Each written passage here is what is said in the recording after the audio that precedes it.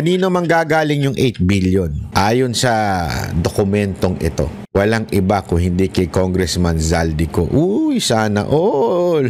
Ang yaman ni Zaldico pala. Manggagaling daw di umano sa kanya. Manggagaling daw yung 8 billion mula kay Congressman Zaldico. Ayon sa dokumento na nilik ng Manila Times. Habang si PBBM ay patuloy na humaharap sa mga batikos mula sa Duterte's camp, kailangan daw, sabi dito, kailangan gumawa ng decisive action to protect PBBM. Naku po, patay tayo dyan. Yung protect nila, abante. Umaabante ho. Ang tawag nila dito ay Oplan Horus. Naku, ano kaya ho ito? Ito po yung sulat na ito ay nag-leak po ito. Sinulat po ito sa mga asama po yan sa meeting ho ng Election Final Campaign Sprint Action Plan ng Lakas CMD. So, ito ang sabi, ang mga na-achieve na. Significantly weakened Duterte's political force. Ayun lang, bulag sila. Bakit ho kanyo? Hindi naman ho totoo yan. Na humina na ang political force. Maaaring nakidnap nila ang Pangulong Duterte, pero hindi ibig sabihin ay humina na ang political force ng Pangulong Duterte. Hindi ho katotohanan yan. At ang isa pa daw achievement ay confidence in preventing Duterte's recovery ahead of 2028 election. Tingnan nyo na, grabe. Mantakin mo mga kababayan, talagang planado ho nila. Sabi nga, kalkulado nila. Ang target nila 2028. Babagsakin ng mga Duterte, pahinain ng mga Duterte, at ang achievement nila ngayon ay hindi na makarecover ang mga Duterte. Yun lang, akala nila maloloko nila taong bayan. Ito pa. Ano ba yung defensive measure taken? Ito daw, nako po, malupit ito Ito yung defensive taken.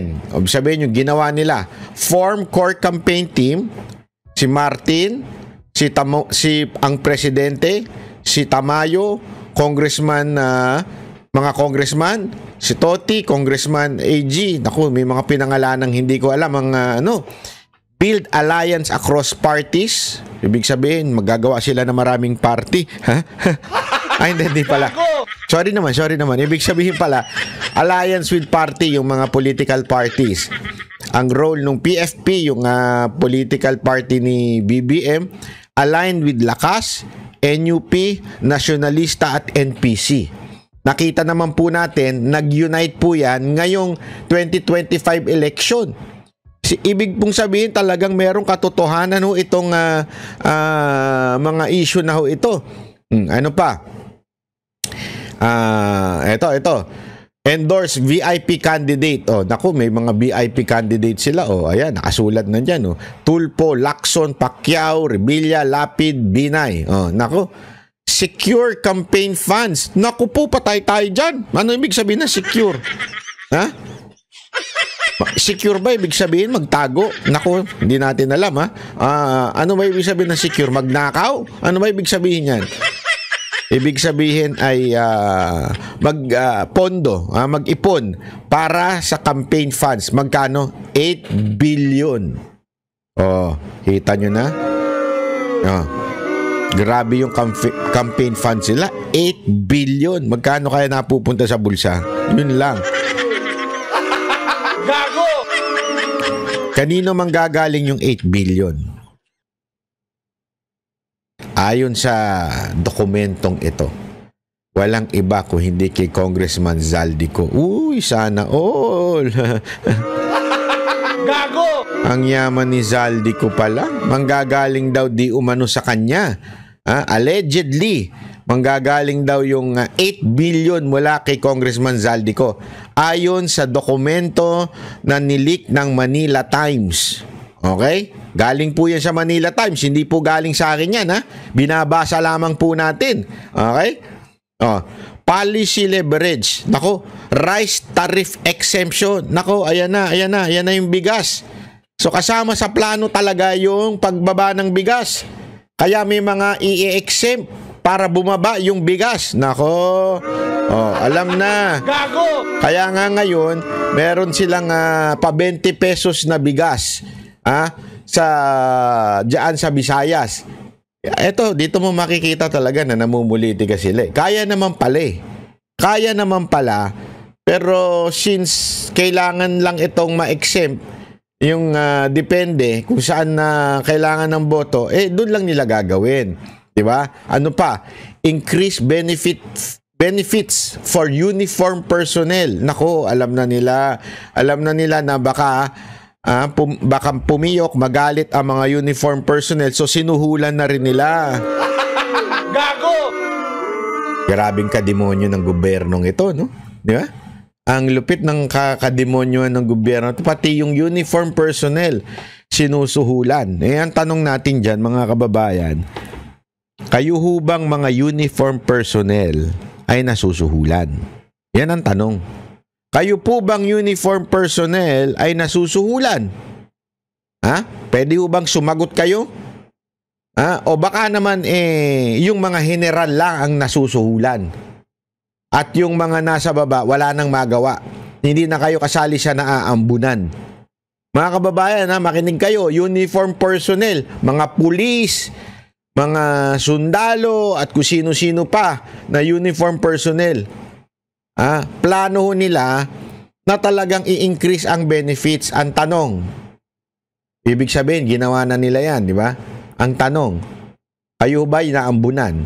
O baka yung mga boss nyo lang ang naambunan? Ako, yari tayo dyan.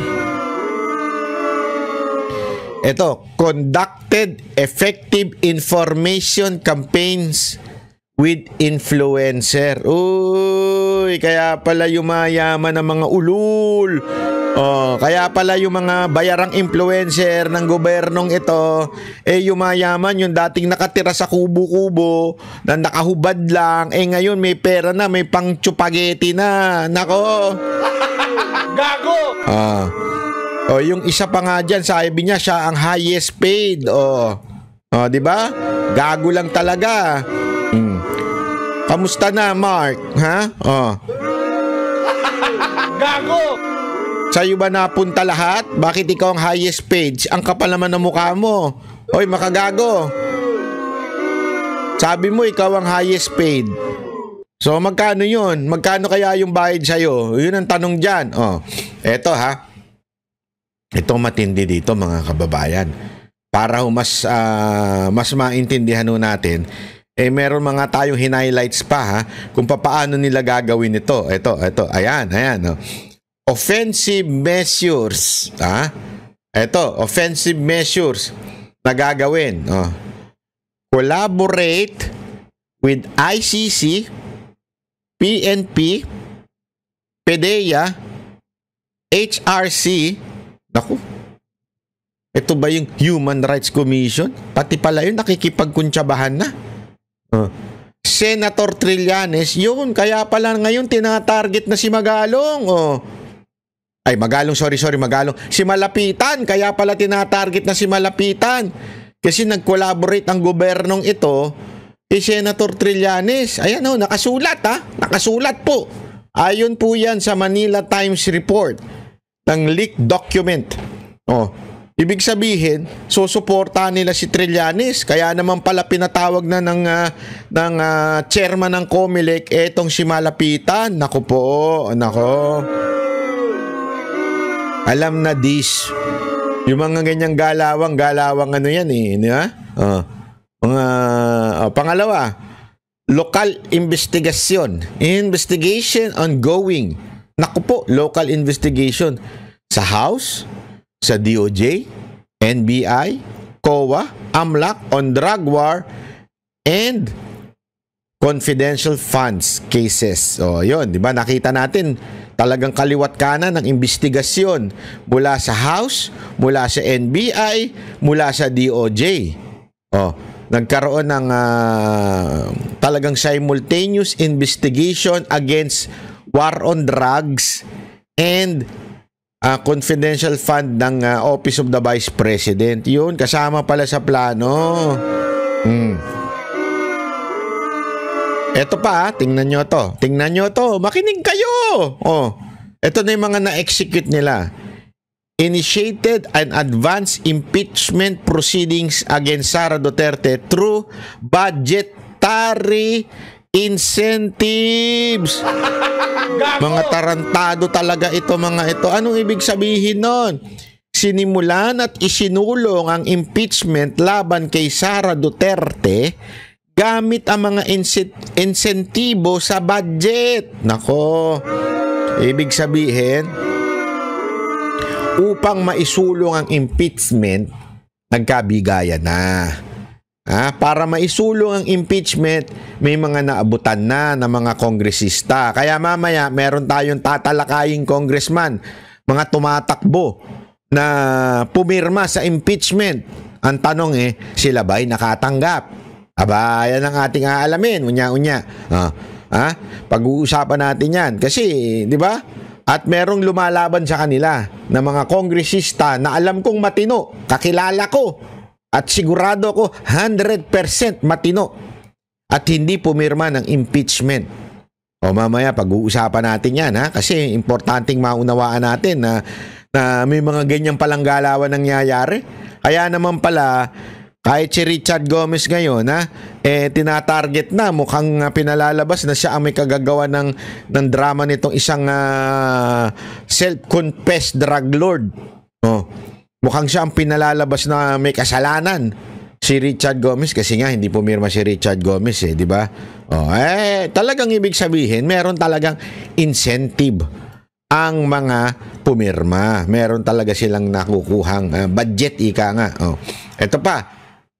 Malupit. Atong pang-apat, neutralize Kibuloy. Ayun.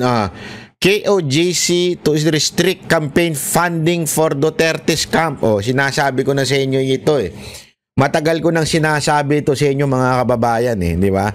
Kasi marami dyan nagsasabi, lalo na yung mga, hindi naman sa lahat. May mga iba pang mga hindi na-convince na mga Duterte supporter na sinasabi nila, ayaw namin yan, si Pastor Kibuloy. Kasi ganito yan, hindi nila gusto, bla bla bla. Alam mo, ang ginawa talaga ng gobernong ito, lahat ng kaso ni Kibuloy ay fabricated. Mula sa patay na kaso, mantakin mo patay na, dismiss na, binuhay. Saan ka nakakita nun?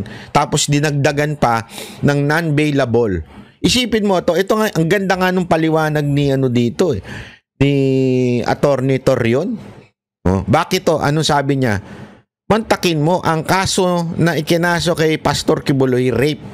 Pero kailangan i-freeze ang kanyang lahat na pera. Isipin mo mabuti yun Rape ang kaso. Okay? Yan ang paninira sa kanya, rape.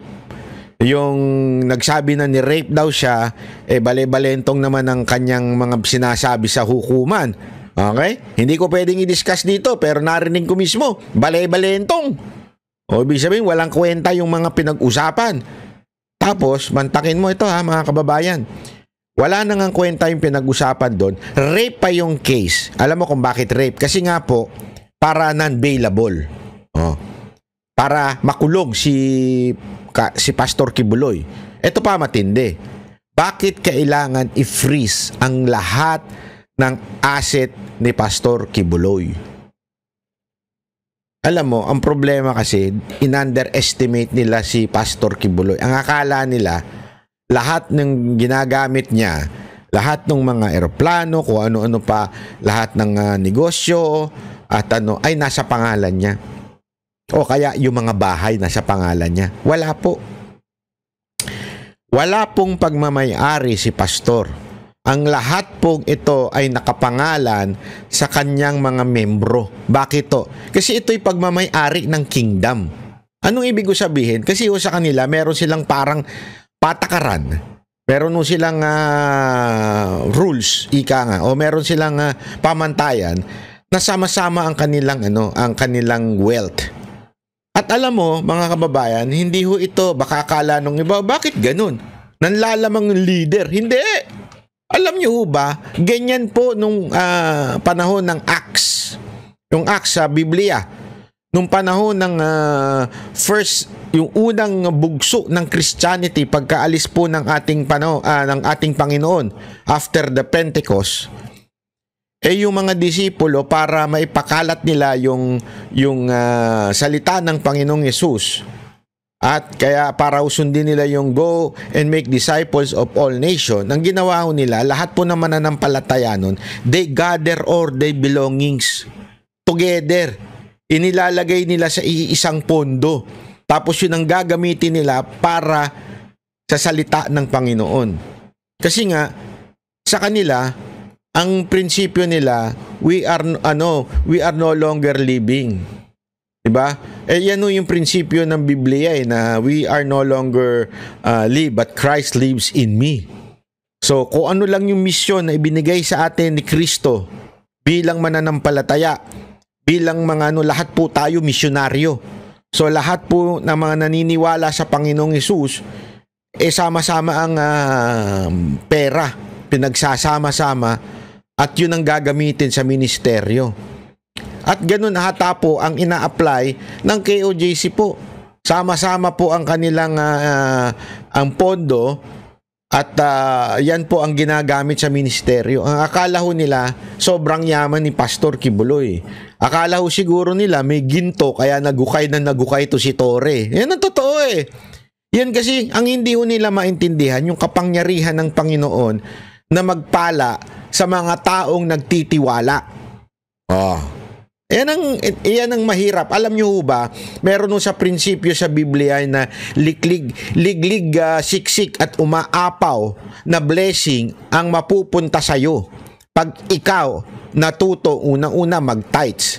Yun yung tinatawag na first fruits. Ika nga. Anong ba ibig sabihin ng first fruits? Ibig sabihin yung unang ani ibig sabihin kasi sa kanila, ang pagkita ng pera yung pag-ani kasi most of them are farmers. Kung hindi farmers, mangingisda, di ba? So, lahat po sila, yung mga unang ani nila, kaya nga first fruit ang tawag doon, ay inaalay nila sa Panginoon. Sinasabi nila, lahat ito ay galing sa'yo. Yun po yung prinsipyo na yun. Inaalay. At anong sabi ng Panginoon? Pagpapalain ka, siksik, liglig, umaapaw. Yun yung nasa Biblia. Kaya nga to the point na umaapaw daw yung storehouse sa sobrang dami ng blessing ng Panginoon. Ganun po ang nangyari sa KOJC. Since they trusted the ministry, umaapaw ang blessing. Kaya kung titingnan ninyo yung kingdom, ay grabe po yung kanilang magagandang lugar, yung mga sasakyan na ginagamit pang ministeryo. Hindi lamang po ito sa Pilipinas, kahit po sa iba't ibang dako ng mundo ay meron sila, pinagpala po. Kasi nga meron silang prinsipyo na yung God's economic way. Ibig sabihin yung papaano yung tinuturo sa Biblia. Ganun yung kanilang ina-apply. Ang akala nila kay pastor yun. Ano nangyari? Pinilit nilang i-freeze yung kayamanan ni pastor. Wala nga sa pangalan niya. Maaring siya lang ang gumagamit ng iba, pero sa katotohanan, ginagamit talaga yung pang ministeryo. Nagdi-decide yan yung board of directors nila. Ang problema, wala. Ang akala kasi nila, magagamit lamang ng ang meron pa nga ho silang meron pa akong nakitang vlogger nila. Meron isang vlogger na parang tanga, yung sungal-ngal yung muka. Yung bibig parang hinampas ng paddle. Meron akong nakitang vlogger nila, sinasabi si Pangulong Duterte daw nangurap ang mga Duterte, tapos iniwan ng pera kay Pastor Kibuloy. Kaya ang kanyang logic, kaya nung panahon daw na nagigipit na ang si Pastor Kibuloy, ang ginawang administrator ay itong si Pangulong Duterte. Kung hindi nga naman din tanga tong tao na ito, no? Kung titingnan mo talaga, talaga namang mayaman na ang KOJC, wala pa si Pangulong Duterte. Yung buong kingdom nila mayaman na ho yun. Mayor pa lang kita nyo nga ang buhay ni Pangulong Duterte, payak na payak Diba? Kung saan siya nakatira noon, hanggang ngayon, doon pa rin siya nakatira. Hindi nagbago. Mga t-shirt, hindi naman na signature. Diba? Talagang basic lang. Tapos ang hinihirit nila, nga, wala nga sa kanya, pero nandun sa anak. Tanga pala ito mga ito eh. Yung mga suot ng anak niya na si Kitty, alam niyo ho ba na mayaman ho yung asawa ni Pangulong Duterte na si Hanilet? Marami hong negosyo yun sa Davao. Negosyante po yung bago makilala ni Pangulong Duterte. Mayaman po talagang pamilya yun. Naturalmente, kung ikaw mayamang pamilya, sa anak mo ibibigay mo. Di ba? Ang importante, yung tatay, yung hindi naman po kasi public servant si Kitty. Kaya tingnan mo yung mga anak ni Pangulong Duterte na public servant. Si Inday, si Baste, si Pulong. Hindi sila magarbo kasi nga public servant sila. Abay si Kitty naman, may karapatan naman ho siya maging magarbo. Aside from maganda po yung bata, talaga namang masasabi mong may pera ho yung nanay. Kaya maaari niyang yun. Karapatan naman, hindi naman ho masamang, kasi yung iba dyan, basta mayaman masama. Hindi ho.